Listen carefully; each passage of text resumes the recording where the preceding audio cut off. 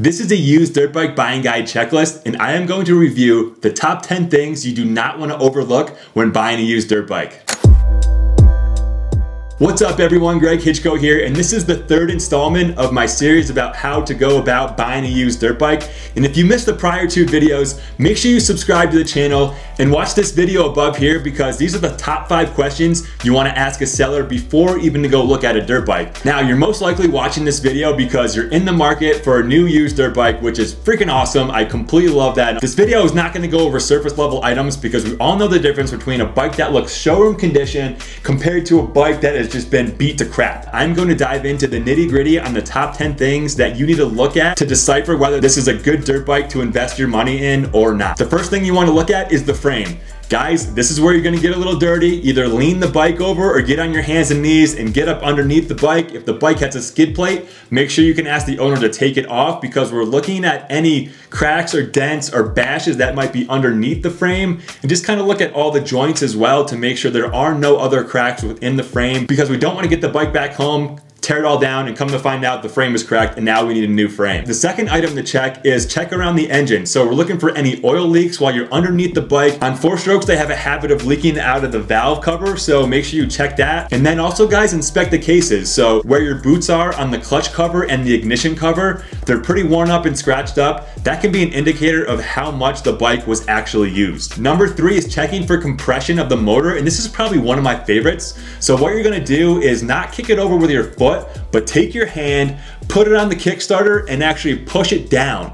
So if it's super easy to push down, that's not a good sign because it's usually meaning the motor is starting to let go. If you push it down and it's kind of biting you back and it's got real good tension and compression, then most likely that motor is in great shape and you won't have to be rebuilding it anytime soon. Number 4 is the radiators. Make sure the radiators are straight up and down. You don't want them like curving or like kind of doing the wave or anything like that. Check the fins as well. So if the fins are all kind of dented in and you can't see through the radiator, that's going to affect how well the bike cools down when it's running. So definitely check if there's any bent fins. One more thing with the radiators is take off the radiator cap and look inside to see if there's coolant in there. If the bike has been running low on coolant, that means the bike hasn't been properly cooling itself down, which could lead to motor damage down the road. Number 5, so this is kind of an obvious one, but you guys want to be checking the chain and sprockets. Check the sprocket life. So you can really tell how well an owner has kept up with the maintenance on the bike by how bad the sprockets look. So if the sprockets are super cupped out and they're missing teeth, the owner probably didn't take very good care of the bike. Also, if the sprockets are in bad condition, it makes the motor work that much harder, which means there's more stress that has been placed on the motor, which probably isn't good. Coming at you with number 6, guys, and that's inspecting the suspension. The first thing you want to do, guys, is look at the front forks, and if there's oil leaking out of where the seals are and it's on the lower part of the fork, that means the suspension is going to need the fork seals replaced. So if you know how to do that, then great. Otherwise, you're going to have to take it to a shop to get that done. Also, if the suspension has any company stickers on it, like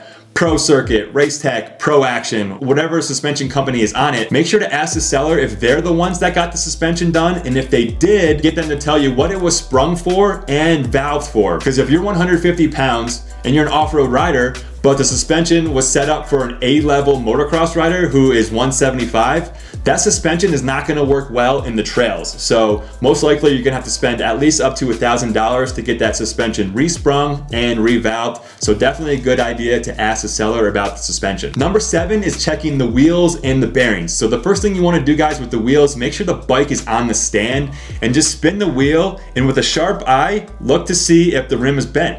Pretty simple check. Next thing you want to do is stabilize the bike, grab the wheel with your hand and see if you can shake that wheel back and forth. And if there's any play in the wheel, that means the wheel bearings are bad and you're gonna have to replace those wheel bearings. Last thing to check on the bike is the spokes. Spokes are a telltale sign of how well the owner maintained the bike, because if the spokes are loose, that means they probably didn't give a crap and the rim's probably bent. So they kind of go hand in hand. So always make sure, guys, if the owner has tight spokes on the bike when you go to buy it. Number 8, this is probably my second favorite one. So number 8 is checking the air filter. So either ask the seller to remove the seat, or guys, most seat bolts are the 10mm bolt heads. So bring a 10mm socket with you, crank off those seat bolts, lift that seat up and check the air box and air filter. So if the air box is all nasty in there, dirt and all grimy, and it looks like the air filter hasn't been cleaned in about 10 years, probably not a good sign of how well the owner kept up with the maintenance. So coming down to the end, guys, this is number 9. Number 9 is take the time to start the bike. Before you go ahead and start the bike, however, motor, make sure you throw your hand on the exhaust pipe, the head pipe, or just feel the motor in general. And if the motor is warm, that means the owner had just recently started the bike before you showed up. So